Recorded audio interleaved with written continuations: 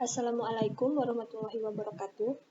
Di sini saya Nihandayani NIM H105119131 akan mempresentasikan hasil dari proposal outline yang sudah saya kerjakan untuk tugas akhir dari metodologi penelitian dengan judul Sistem Monitoring Suhu dan Kelembaban Tanah dengan Penyiraman Otomatis pada Pembibitan Cabai Berbasis IoT. Untuk pola penyampaian, yang pertama ada latar belakang, yang kedua ada penelitian terkait, yang ketiga ada rumusan masalah, tujuan penelitian, batasan masalah, dan manfaat penelitian. Yang keempat ada deskripsi penelitian, yang kelima ada landasan teori, dan yang terakhir ada metode penelitian. Latar belakang. Tanaman cabai atau Capsicum sp adalah tanaman yang berasal dari famili terong-terongan.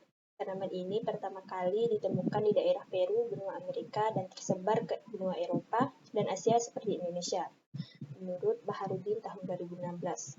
Petani di Indonesia selalu berhadapan dengan masalah lahan pertanian yang sempit, modal yang kurang, serta kurangnya keterampilan dalam pertanian, menurut Antara dan kawan-kawan tahun 1994. Dalam teknik pembibitan cabai, monitoring suhu dan kelembaban tanah, serta penyiraman sangat penting untuk dilakukan.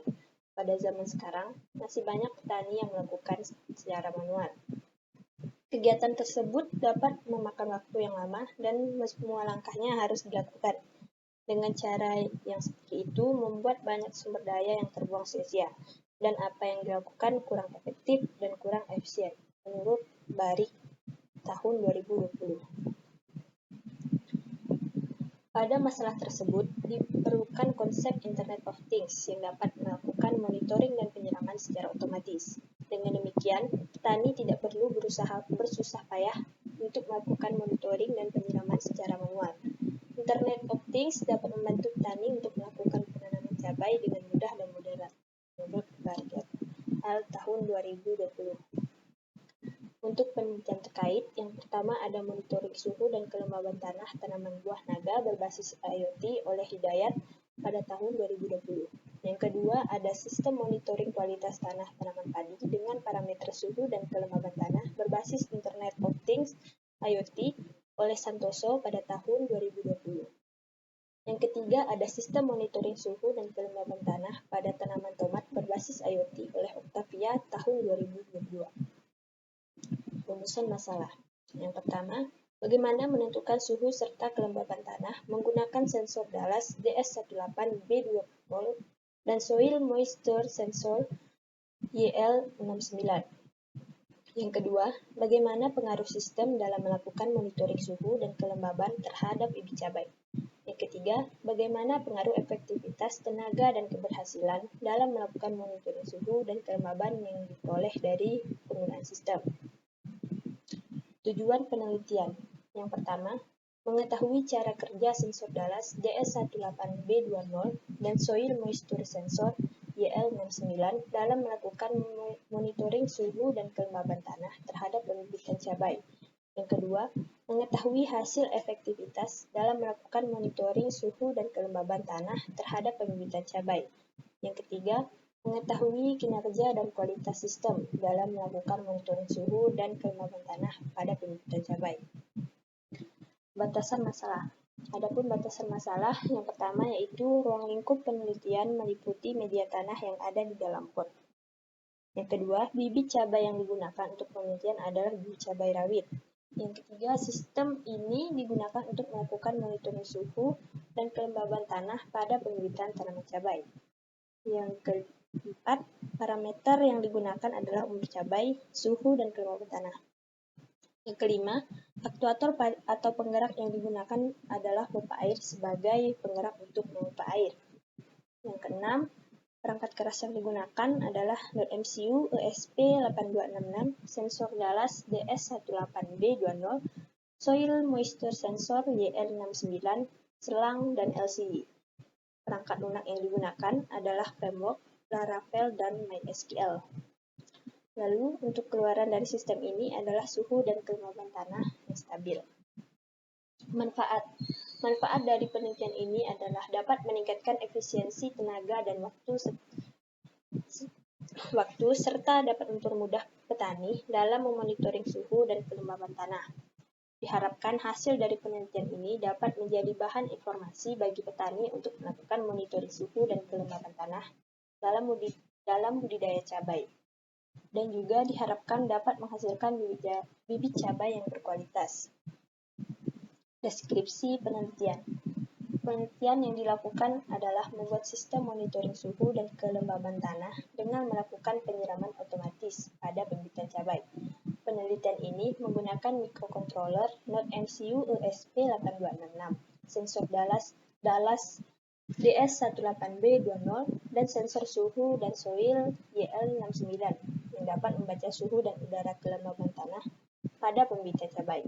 Adapun parameter yang digunakan adalah umur bibit cabai, suhu dan kelembaban pada saat tanah dalam keadaan basah dan tanah dalam keadaan hampir kering.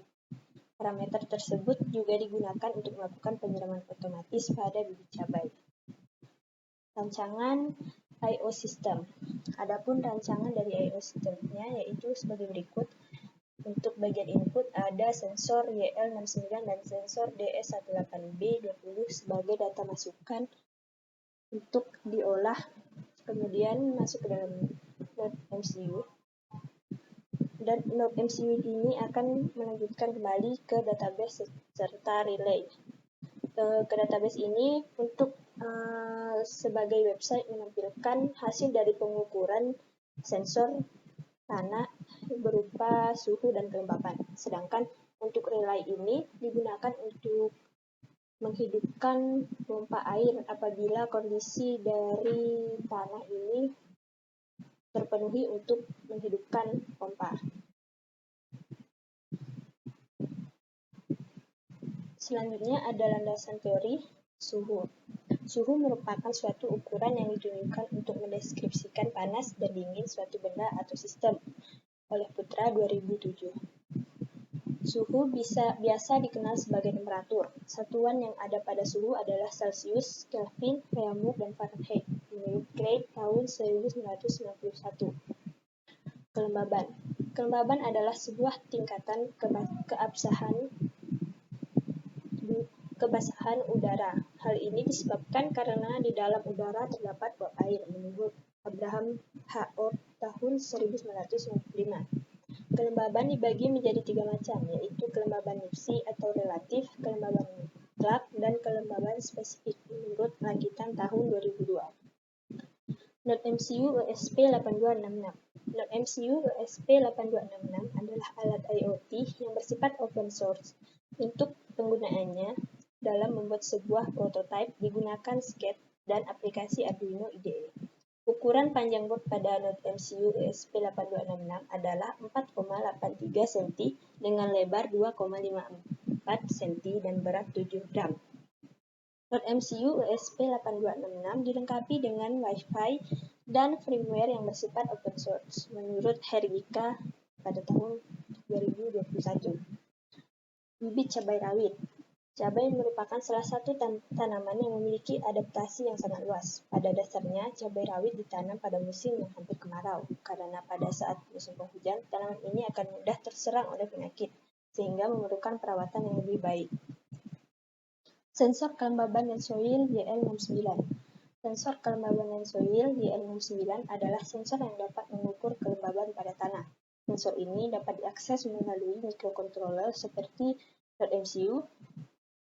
Sensor kelembaban tanah ini dapat dimanfaatkan dalam bidang pertanian, perkebunan, hingga hidroponik dengan hidroton. Menurut M. E. Hoffert tahun 2019. Sensor Dallas DS18B20.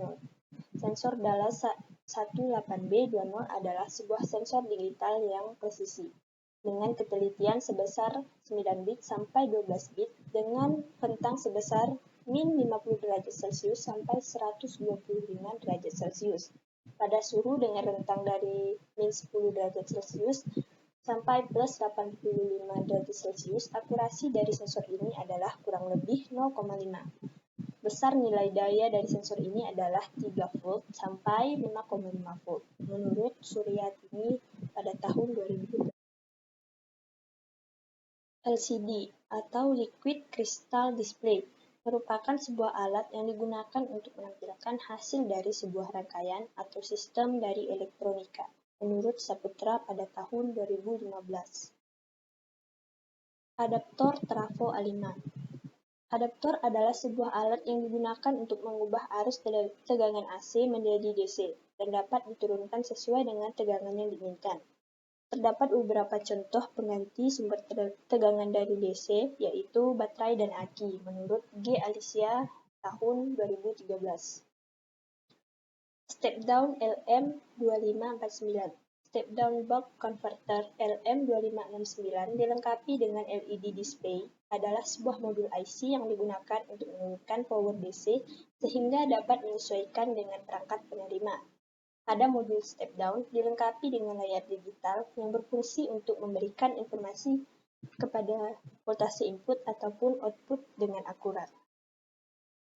Relay 1 channel.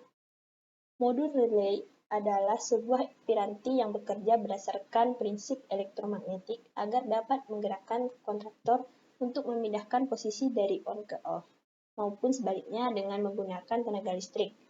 Proses terbuka atau tertutupnya kontaktor ini disebabkan oleh efek dari induksi magnet yang timbul dari induksi listrik. Perbedaan besar antara saklar dan relay adalah saat terjadinya proses on to off. Water pump DC 12 volt. Water pump merupakan alat untuk penggerak air dari tempat dengan tekanan rendah ke tekanan yang tinggi. Pompa air dan water pump adalah alat yang sama, namun pada water pump ini dapat dipakai di dalam air. Nozzle. Nozzle adalah tabung atau pipa yang digunakan untuk melakukan modifikasi pada saat air disemprotkan. Nozzle dapat mengatur kecepatan, berat, dan bentuk dari cairan yang dialirkan. Contohnya pada spray, nozzle dapat memecah cairan ke dalam bentuk butiran partikel yang sangat halus, menurut N.M. Dimatsu pada tahun 2016. Untuk selanjutnya adalah metode penelitian. Yang pertama adalah mulai. Lalu selanjutnya ada studi literatur. Studi literatur ini adalah tahap di mana mencari informasi yang dapat mendukung penelitian yang akan dilakukan. Untuk literatur yang digunakan dapat berupa penelitian sebelumnya, artikel, ataupun buku-buku yang berkaitan dengan penelitian, serta sumber yang mendukung pada penelitian ini. Kemudian selanjutnya ada pengumpulan data. Pengumpulan data ini adalah tahap di mana dilakukannya observasi secara langsung pada lahan pembibitan cabai yang ada di Kabupaten Sambas. Data yang digunakan adalah keadaan suhu serta kelembaban tanah yang ada pada lahan pertanian serta umur cabai. Hasil dari pengumpulan data ini digunakan untuk dasar dalam melakukan data latih serta data uji dalam penelitian. Selanjutnya ada analisis kebutuhan. Analisis kebutuhan ini adalah proses mendapatkan informasi atau mode analisa dan spesifikasi terhadap perangkat ataupun alat yang digunakan dalam penelitian ini. Selanjutnya ada perancangan sistem. Pada perancangan sistem ini, proses yang dilakukan adalah membuat rancangan sistem sesuai dengan implementasi. Lalu, pada saat perancangan sistem ini, sistem yang dirancang adalah basis data, flowchart diagram, entity relationship diagram atau ERD, antarmuka, dan data flow diagram atau DFD. Selanjutnya ada implementasi sistem. Implementasi sistem ini adalah tahap dalam pembuatan sistem dengan mengimplementasikan studi literatur terhadap sistem. Implementasi berupa prototype sistem. Selanjutnya ada pengujian sistem.